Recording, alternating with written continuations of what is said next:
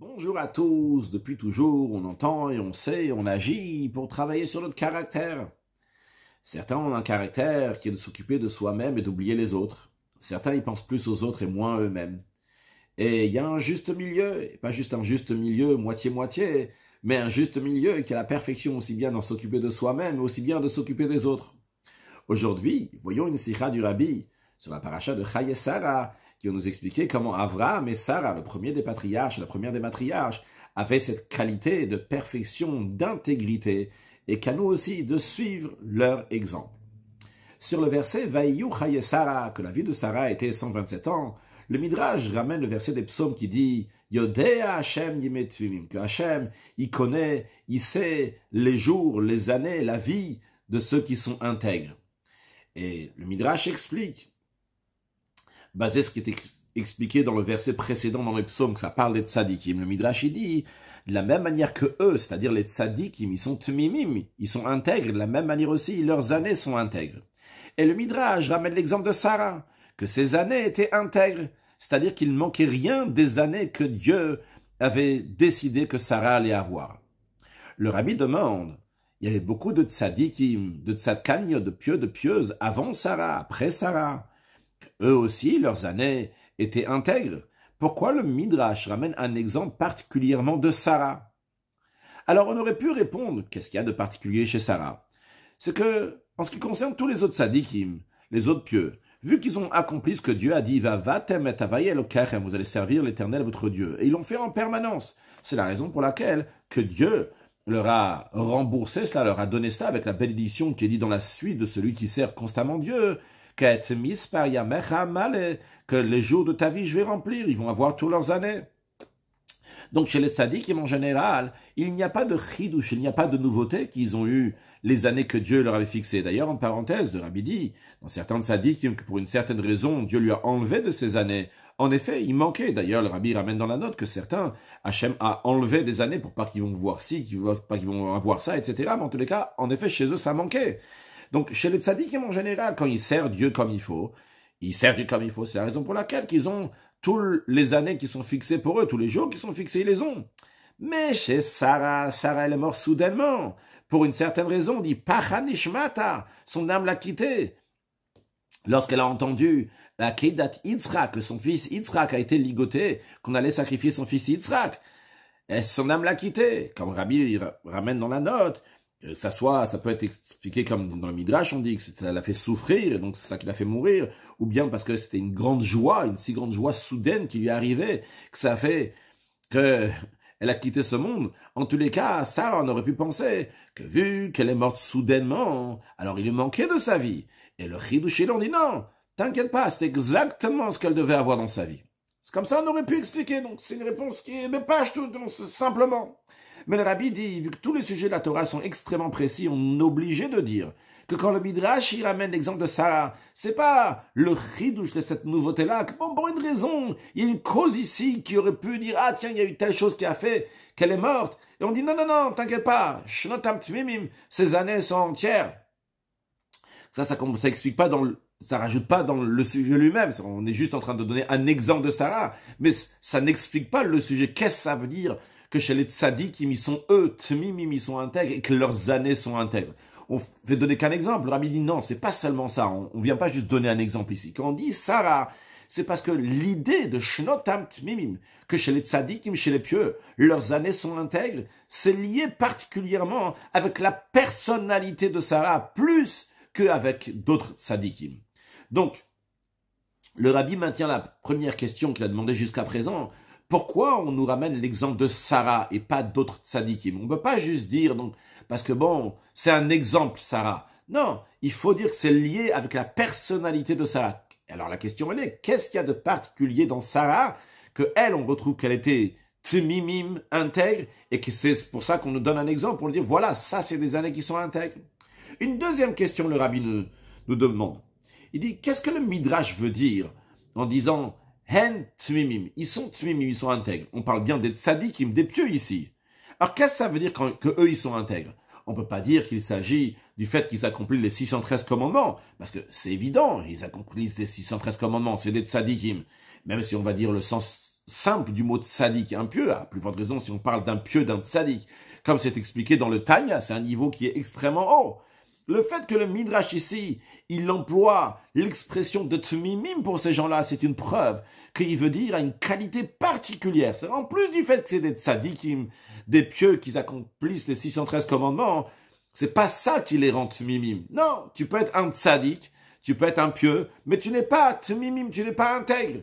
Ici, on nous parle d'une autre qualité, une qualité de tmimim ou d'intégrité. Et le rabbi demande, il faut comprendre quelle est cette qualité de tmimim. Ça, c'est la deuxième question. Une troisième question, le rabbi nous dit, lorsque la Torah compare deux choses, ce n'est pas parce que il y a un lien par hasard comme ça qui est entre les deux. C'est parce que l'un est vraiment lié avec l'autre, ou bien que l'un est la cause de l'autre. Il y a un qui c'est la cause et l'autre c'est l'effet.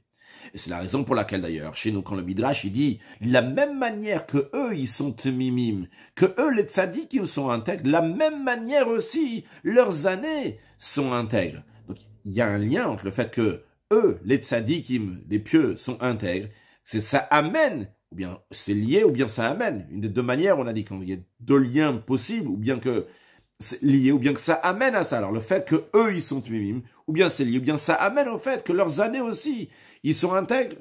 Le rabbi demande, a priori, le fait que c'est des tzaddikim, leur travail de Kiyuma Mitzvot, il est fait comme il faut, c'est largement suffisant pour dire qu'ils vont avoir des années qui sont entières. Et d'ailleurs, comme on a dit, que lorsque quelqu'un il sert Dieu comme il faut, en permanence, il est en train de vavatem et Hashem Elokechem, eh bien, en conséquence, yatmis payamechem alek HaKadosh Baruch Hu, il donne une vie comme il faut. Alors le rabbi demande, il faut comprendre le lien entre le fait que eux ils sont tmimim avec leurs années qui sont tmimim. Eux ils sont intègres, leurs années sont intègres. Donc on a eu trois questions. La première question est pourquoi spécialement le Midrash donne l'exemple de Sarah qui était intègre.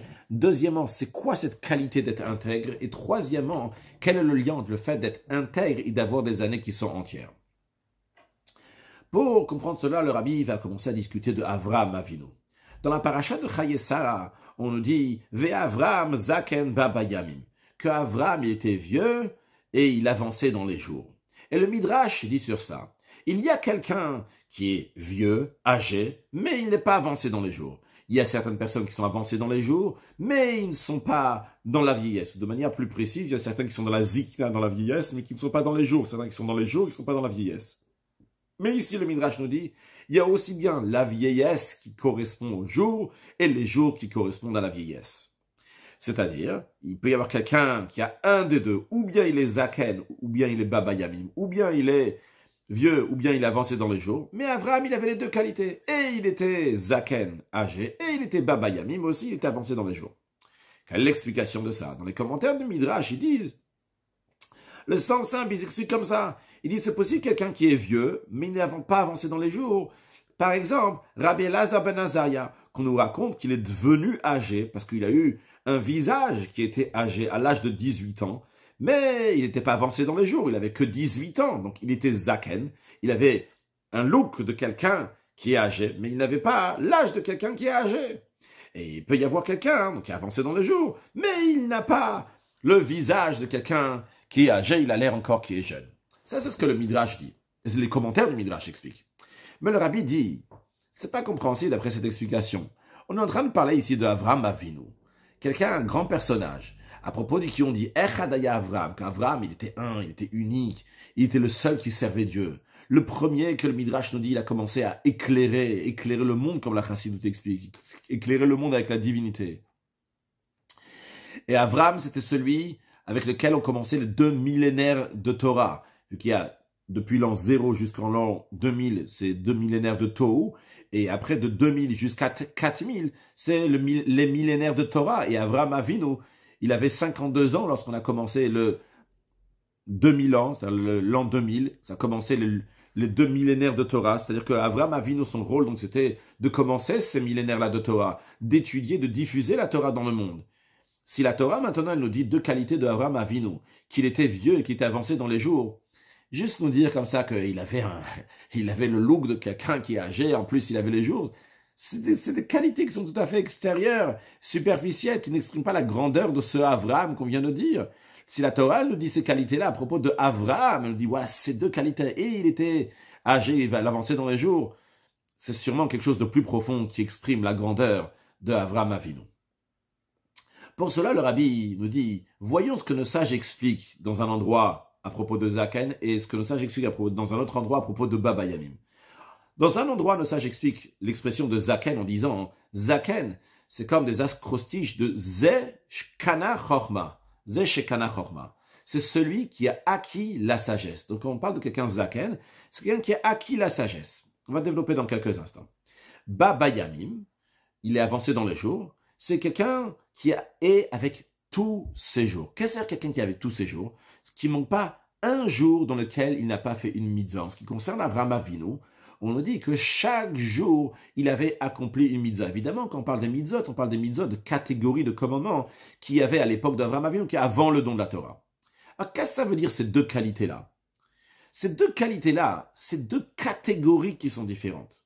Quand on parle de Zaken, de quelqu'un qui a acquis la sagesse, c'est une acquisition, c'est quelque chose qui est lié avec la perfection de l'âme de la personne. Il a acquis de la sagesse dans lui-même. Ça, c'est lui, il a acquis. En revanche, quand on dit Baba Yamim, c'est-à-dire d'avoir un effet dans les jours, que chaque jour il est rempli. Ce n'est pas dans lui qu'il y a une qualité, c'est dans le jour qu'il y a quelque chose qui est rempli. Il a fait quelque chose dans le jour. Et d'ailleurs, c'est la précision ici de Baba Yamim, que chaque jour il est rempli de mitzvot, de commandements de Dieu. S'il s'agissait uniquement des mitzvot qui sont importantes pour la perfection de la personne, la neshama, l'âme de la personne, il n'y a pas de différence s'il fait une mitzvah, s'il a fait une mitzvah tous les jours, ou bien qu'il a fait tant de mitzvot en un seul jour. On va prendre un exemple simple. Imaginons que quelqu'un il a fait 365 mitzvot en un seul jour, et un autre qu'il a fait une mitzvah tous les 365 jours. Alors, si on regarde uniquement la neshama, l'âme, il n'y a pas de différence s'il a fait la mitzvah en 365 jours, une fois 365, ou bien en un jour, il a fait 365 mitzvot par rapport à sa neshama. C'est bon, il a 365 mitzvot. Par contre, quand on insiste sur le fait de Baba Yamim, que chaque jour, il est rempli d'une mitzvah, c'est-à-dire on n'est pas en train de chercher ici la perfection de l'âme de celui qui fait la mitzvah, mais ici, l'impact qu'il a eu sur les jours. Donc, quand on dit Baba Yamim à propos de Avraham Avinu, on vient souligner ici un impact qu'il a eu sur les jours. Et c'est pour ça qu'on vient souligner que chaque jour était rempli de mitzvot. Et le rabbi développe plus ces deux idées-là, la différence entre Torah et mitzvot. Parce que Zaken, Zeshekana Chorma, celui qui a acquis la sagesse, donc c'est la Torah. Baba Yamim, celui qui vient dans les jours, qui a un impact sur les jours, qui fait des mitzvot chaque jour. Alors c'est quoi la différence de manière générale entre l'étude de la Torah et l'accomplissement des mitzvot? La Torah, c'est la sagesse de Dieu. C'est un sujet intellectuel, c'est du spirituel. Par le fait que la personne, elle étudie la Torah, par cela, il a encore une plus grande perfection pour son âme. C'est lui qui a gagné quelque chose. Son âme a acquis quelque chose. C'est chez Kana Chorma, une acquisition pour son âme, pour lui.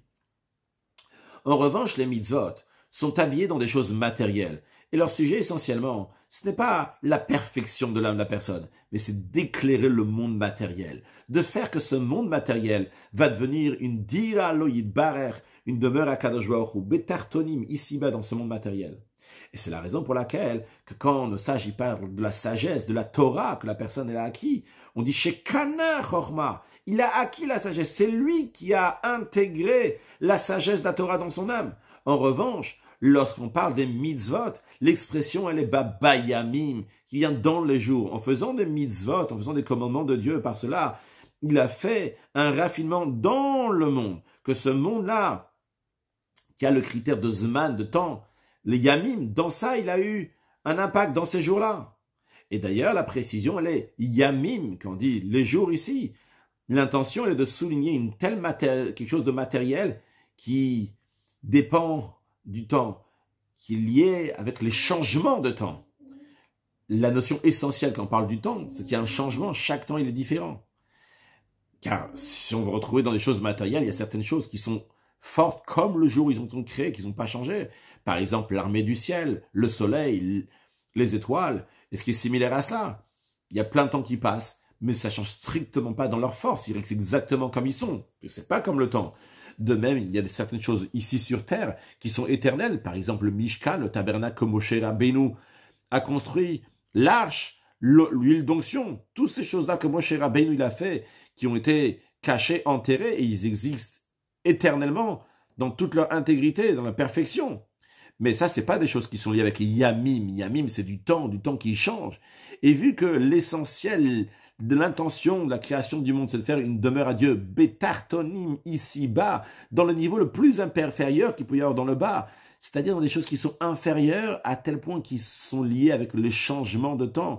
Et ça qu'on vient souligner ici, Bayamim, au rang dans les jours, dans le Tarton, dans le niveau le plus inférieur, dans les choses matérielles qui sont même liées avec le changement, là-bas aussi, on amène à Kadosh Baruch Hu. Donc on a compris les deux qualités, et de Zaken et de Baba Yamim. Zaken, une perfection qui est liée avec l'âme de la personne, Baba Yamim, une perfection qui est liée avec les jours, avec le monde. Le Rabbi nous dit maintenant, on va comprendre la grandeur d'Avraham Avinu. On ne vient pas nous dire seulement qu'Avraham Avinu, il était âgé, il était avancé dans les jours, et il avait le look d'un vieux, et il avait aussi ces jours-là. Le Rabbi dit c'est beaucoup plus profond. On parle ici d'Avraham Avinu, on le dit, sache, Avraham Avinu avait les deux qualités. Il avait une perfection personnelle. Il avait le Zaken, Zeshekana, aussi bien la vieillesse. Il avait, son âme était parfaite. Mais aussi Bayamim, aussi dans les jours, l'influence dans le monde. Il avait aussi, bien que ces deux catégories qui sont complètement différentes l'une de l'autre, et pas tout le monde peut arriver à ces deux niveaux-là en même temps, avoir une perfection dans les deux niveaux. Ce n'est pas évident du tout. Et d'ailleurs, là, il donne l'exemple du Bet Yosef, Rabbi Yosef Karo, dans le livre Magid Mesharim. C'est raconté qu'on a promis au Bet Yosef qu'il va mériter d'être brûlé pour sanctifier le nom de Dieu. Ce qui était pour lui donc un très grand mérite et un très haut niveau pour atteindre pour son âme. Mais pour une certaine raison, il n'a pas mérité à cela concrètement. Maintenant le Rabbi nous dit, imaginons qu'il aurait eu ce mérite-là, d'être brûlé, d'être tué, d'être tué pour Kiddush Hashem, sanctifier le nom de Dieu. C'est vrai que c'est une perfection pour lui-même, il aurait eu la qualité de Zaken, mais il n'aurait pas eu la possibilité de composer le Shulchan Aruch, le code de la loi juive, ce que Rabbi Yosef Karo a fait plus tard. Ce Shulchan Aruch, que tous les juifs se servent pour savoir c'est quoi la halacha. Le Rabbi dit, s'il n'aurait pas eu ce mérite, donc quelqu'un d'autre l'aurait fait, le Shulchan Aruch. Concrètement, le Bet Yosef n'a pas été brûlé, mais il a eu le mérite de faire le Shulchan Aruch.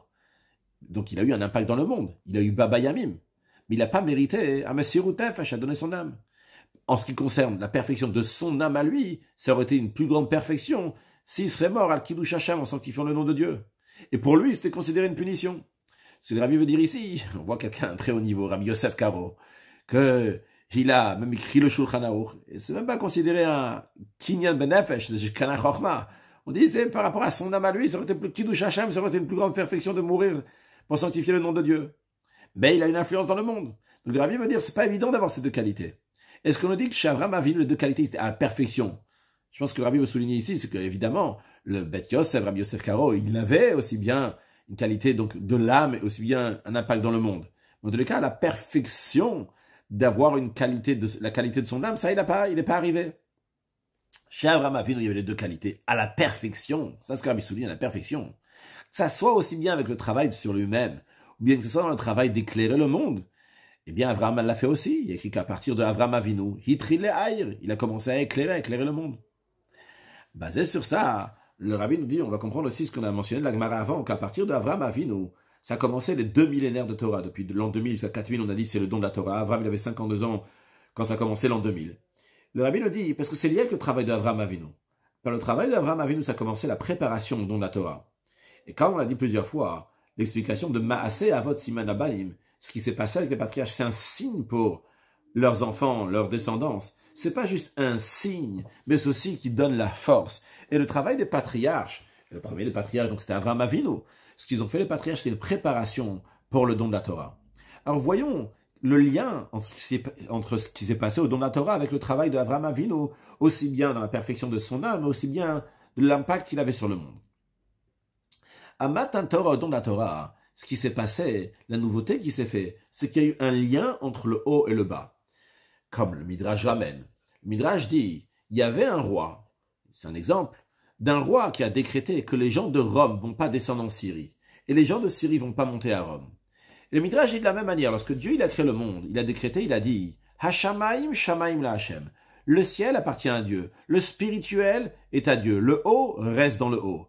Ve'haaretz natan livnei adam. Et la terre a été donnée aux êtres humains. Le bas reste en bas. Ceux qui sont en Syrie vont rester en Syrie. Ceux qui sont à Rome vont rester à Rome.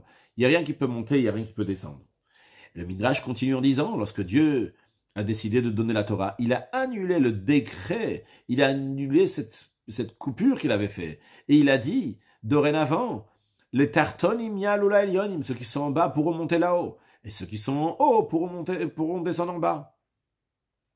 En autre mot, le Rabbi traduit le Midrash, qu'avant le don de la Torah, il y avait le décret, que le ciel, c'est le ciel pour lui-même, la terre, c'est une terre pour elle-même, c'est-à-dire que le spirituel et le matériel ne peuvent pas être rattachés l'un à l'autre.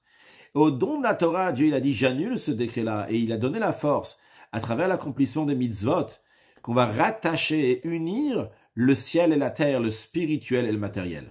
Donc ça, c'est ce qui s'est passé au moment du don de la Torah, que le spirituel et le matériel peuvent se rattacher.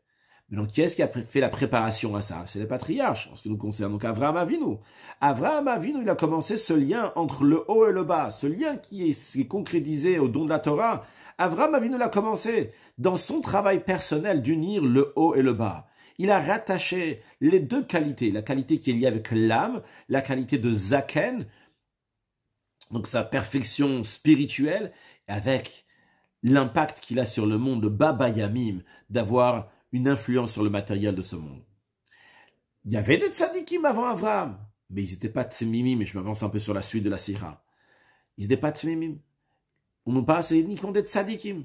Avant Avraham Avinu, il y avait 2 millénaires de Tohu, depuis l'an 0 jusqu'en l'an 2000, c'est des millénaires qui s'appellent Tohu. Quand on dit Tohu, ici, dans le sens qu'il n'y avait pas de don de la Torah, même pas une préparation pour le don de la Torah. Alors eux, ils servaient Dieu, mais c'était ou bien une catégorie, ou bien une autre catégorie, ou bien ils avaient la qualité de Zaken, ou bien la qualité de Baba Yamim. Comme c'est connu d'ailleurs, Rabbi rajoute en parenthèse, que dans le monde qui s'appelle Tohu, c'est un monde spirituel, là-bas, les attributs ne sont pas unis les uns avec les autres. J'ouvre une petite parenthèse pour expliquer un peu ce que le Rabbi dit ici. C'est que dans les midot, dans les attributs célestes, par exemple, on va prendre l'attribut de chesed de bonté, il y a un peu aussi de gvura, de rigueur.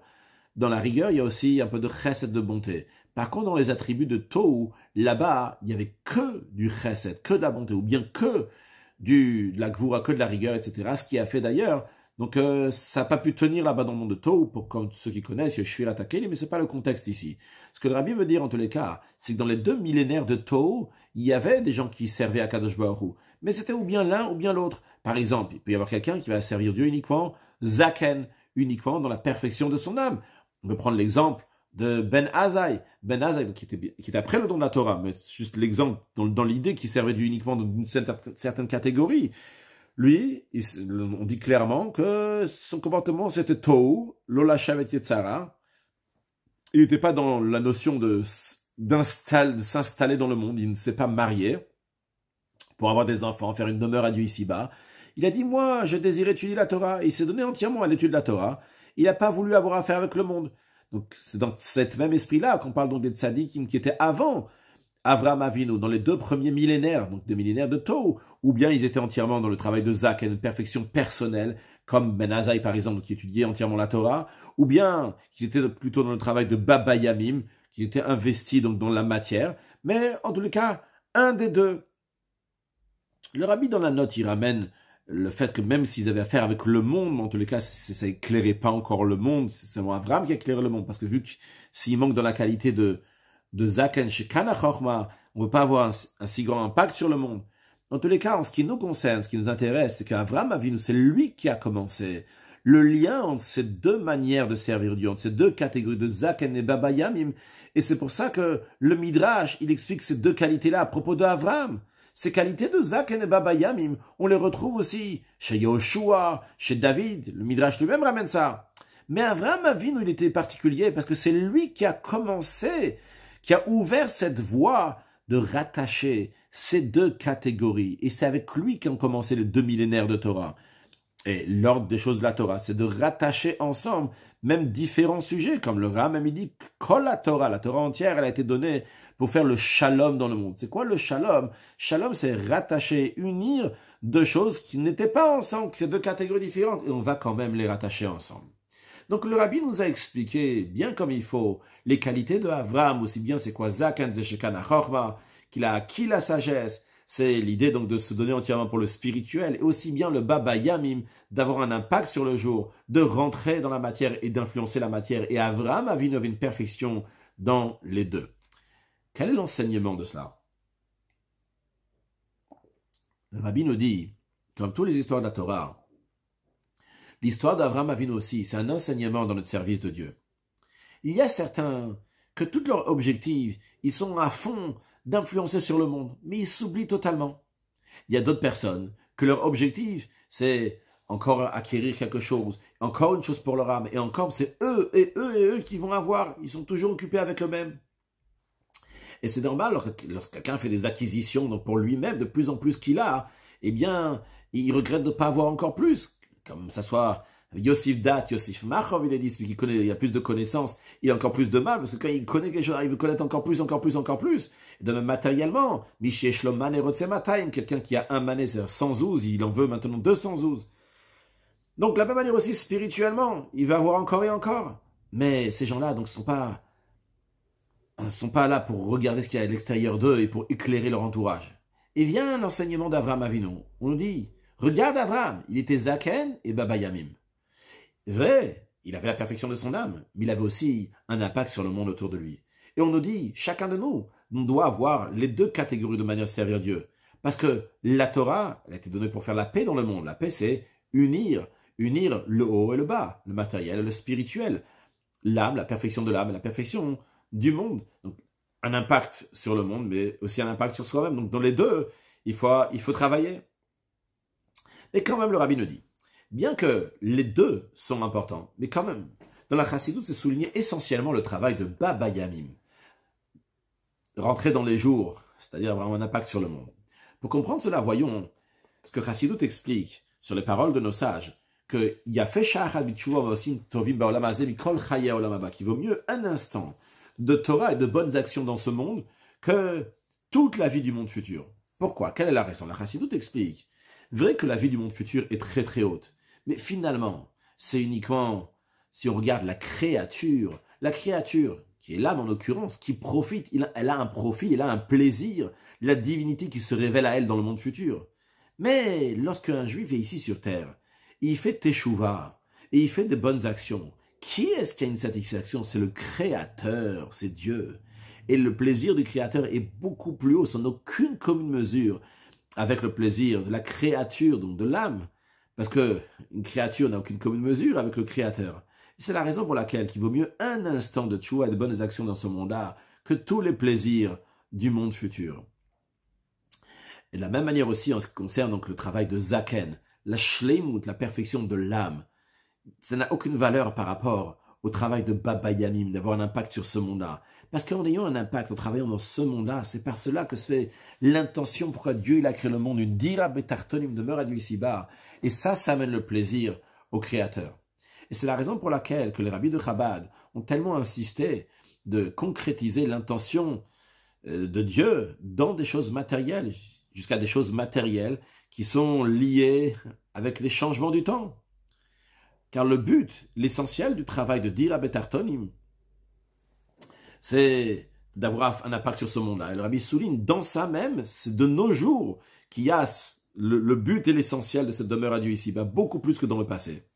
Parce que justement maintenant, dans une période d'obscurité, de voile, et particulièrement dans ce pays, le Rabbi fait référence aux États-Unis, dans lequel on court derrière la matière.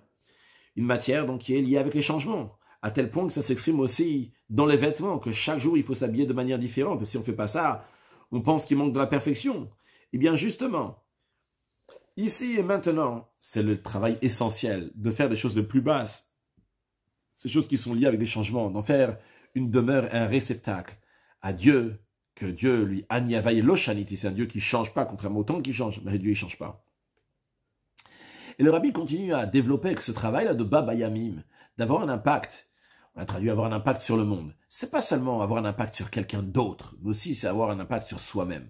C'est-à-dire, chacun il a des mitzvot, des commandements qu'il fait en permanence, de manière assidue, comme il faut. Chez l'un, c'est la mitzvah de tzedaka, la charité, il a le plus l'habitude de la faire. Chez l'autre, c'est la mitzvah de kriyat, la lecture du schéma, donc il fait très attention. Chez un troisième, c'est une autre mitzvah.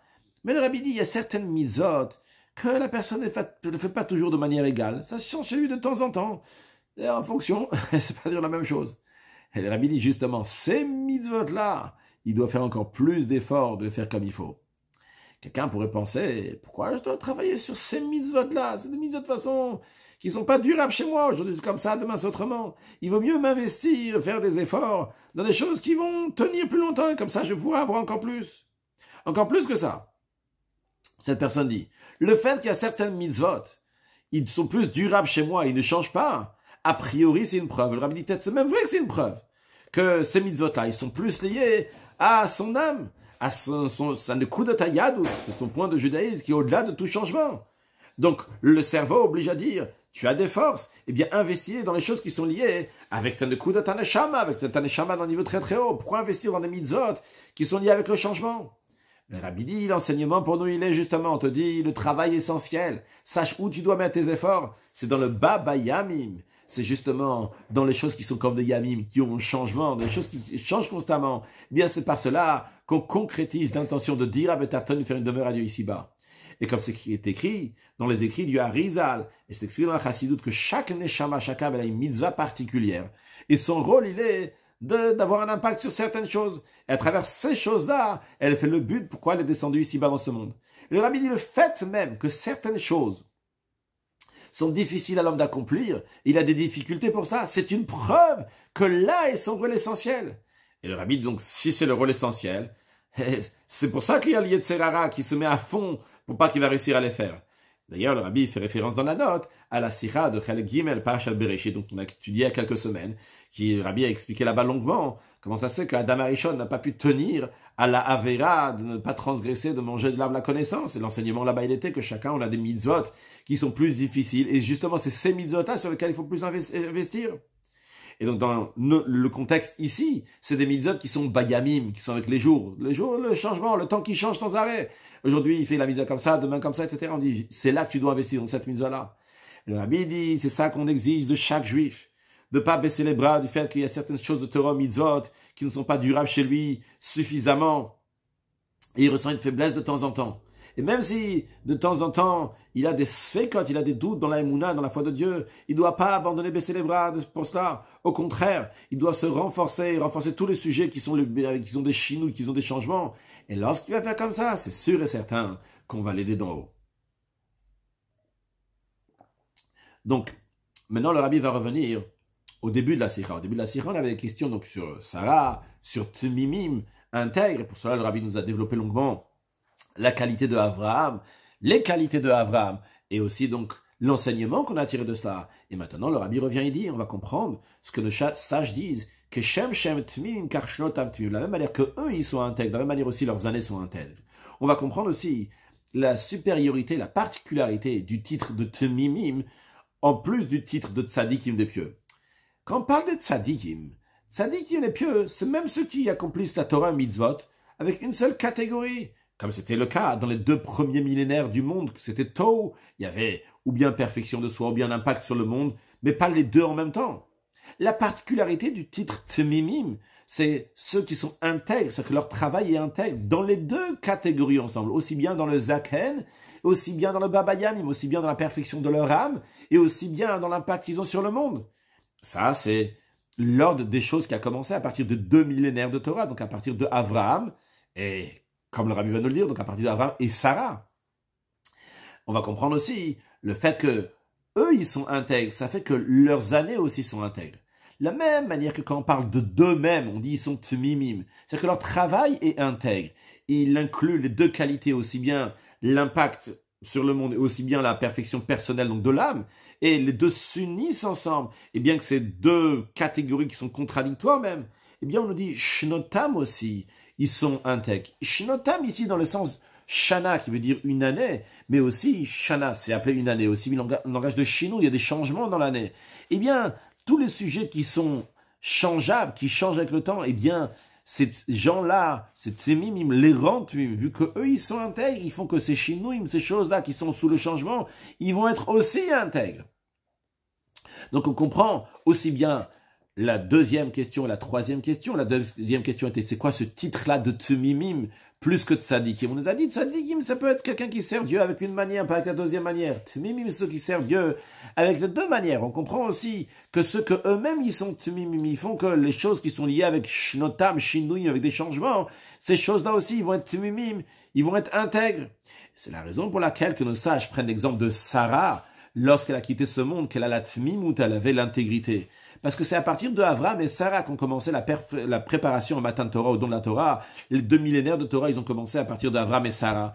Donc, la Torah, c'est Torah Tmima, c'est une Torah qui est intègre. Et comme on l'a dit, donc, qui réunit le spirituel et le matériel, donc, qui réunit, donc, différentes catégories de choses. Et le rabbi nous dit que cette explication qu'on vient de donner, que Sarah, elle avait cette tmimout, cette intégrité dans le sens, comme Abraham Avinu, aussi bien une perfection de l'âme, aussi bien un impact sur le monde comme il faut. Ça correspond aussi au sens simple que le commentaire donne sur le fait qu'on a dit Sarah, elle était intègre. On dit parce que elle est morte, parce que Pachanishmat, son âme l'a quittée lorsqu'elle a entendu la ligature de son fils Yitzhak. Et on nous dit que quand même, ces années, ils étaient entières. Dans le sens 1, ça veut dire qu'elle n'a pas raté de ses jours. De la même manière, dans le sens profond des choses. Quand on parle Pachan Nishmata, qu'est-ce qu'on veut dire en disant son âme l'a quitté? C'était d'elle était dans un mouvement d'extase, de sortir de ce monde, d'aller vers le plus haut. Ça, la Neshama, l'âme qui part vers le haut. Alors on te dit, ah, c'est parti vers le haut. On dit, tiens, peut-être ça veut dire qu'elle n'avait pas un impact sur le monde comme il faut. Elle était seulement du côté de Zaken Shekana Chorma, celui qui a acquis la sagesse, celui qui a une perfection de l'âme, mais peut-être qu'il n'y avait pas la perfection de Baba Yamim, il n'y avait pas le fait qu'elle avait un impact sur le monde. Sur Sarah Midrash, je dis non, t'inquiète pas. Sarah, elle a quitté ce monde-là. Elle a quitté ce monde-là, plutôt, dans le sens simple d'abord. Elle a quitté ce monde-là plus tôt, donc tu peux penser qu'il lui manque des jours. Non, il manque pas des jours. Sur le plan spirituel, la même chose aussi. Tu peux penser que son âme l'a quitté, elle avait un mouvement d'extase, donc elle est partie vers le haut. Elle avait une seule qualité, elle n'avait pas la qualité d'avoir un impact sur le monde. Le Midrash dit non, non, non, non, non. Elle avait aussi cette qualité de Baba Yamim, comme celle d'Avraham Avinu, vu qu'elle était Tmima, elle était intègre, elle avait toutes les qualités. Et le Rabbi conclut la sira en disant que tout ce qu'on a dit, c'est lié aussi avec ce Shabbat, que l'année où le Rabbi a dit la sira en Tafshin Chavbet, en 5722, 1961, ce Shabbat-là, c'était Shabbat qui bénissait le mois de Kislev, le mois de Kislev qui est le 3e mois qu'on commence, donc Tishri Cheshvan Kislev, et dans le 3e mois, dans le mois de Kislev, c'était dévoilé la profondeur de la Torah. Il y a Yutet Kislev dans ce mois-là, il y a Yud Kislev, etc., donc le Rosh Hashanah la Chassidut, Yutet Kislev. Et le sujet de la profondeur de la Torah, c'est la perfection des deux, d'unir les deux kavim, les deux voies, les deux catégories de manière de servir Dieu, comme il est dit dans le Zohar à propos de la profondeur de la Torah, que pour la profondeur de la Torah, le taman, le kashia, misitra de rav, le machlokot, mguachatuma, il n'y a pas de question qui vient du côté qui est mauvais, il n'y a pas de machlokot, de désaccord qui viennent donc de l'esprit de l'impureté. Seulement quoi? Il y a le shalom, il y a l'idkalut, donc il y a la paix, l'union avec tout, qui est le message donc de Avraham et Sarah qui ont commencé ces 2 millénaires de Torah. Et quand on a la chassidut, alors à ce moment-là, on comprend encore plus comment il faut avoir ces deux qualités-là. Et comme le rabbi souligne, il insiste dans toutes sortes de sikhot, que il faut travailler personnellement, il faut influencer sur les autres. On ne peut pas se contenter de travailler sur soi-même seulement, on arrive à une perfection alors que l'autre, il n'a pas ce qu'il faut. D'un autre côté, on ne peut pas que s'occuper des autres sans s'occuper de nous-mêmes, comme le rabbi dit par ailleurs, que le Mashiach, il est d'abord Hogé Batorah, il étudie la Torah, et après il est Oseg la Mitzot, il a un impact sur le monde et sur le Mitzot. Donc, dans le cas que Dieu fasse que très prochainement, on va avoir on a déjà le Melech Mebet David, Hogé Batorah, Oseg la Mitzot, etc. Que l'essentiel, que Yivne Bet Hamikdash, Vikabet Sintre Israël, que toutes ces bonnes choses vont se passer très prochainement, que Mashiach va concrétiser tout ce qu'il doit concrétiser très prochainement. Mashiach Na, une excellente journée.